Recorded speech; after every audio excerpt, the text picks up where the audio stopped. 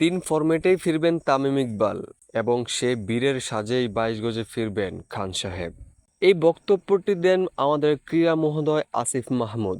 তিনি বলেন, আমি সেই ছোটবেলা থেকেই তামিম ইকবাল খানের একজন বড় ফ্যান। তখন আমি ভাবতাম আমি যদি তামিম ভাইয়ের মতো ক্রিকেট খেলতে পারতাম, সেই আফসোস নিয়ে প্রতিটা সময় পার করতাম। কিন্তু তা সকলেই ভাগ্যে থাকে না।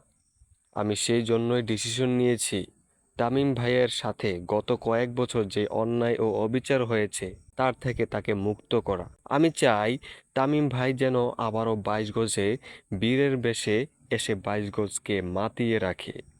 শুধু এই নয়, আমরা তামিম ভাইয়ের হাতে পরবর্তী ওয়ার্ল্ড কাপ দেখতে চাই। তিনি আরও বলেন, ক্রিকেটে গত কয়েক বছর যত দুর্নীতি ছিল তা এখন মুছে ফেলার সময় এসেছে। ইনশাআল্লাহ আমরা তা মুছে দেওয়ার চেষ্টা করব এবং যোগ্য ক্রিকেটারদের আবারও সুযোগ করে দেওয়া হবে।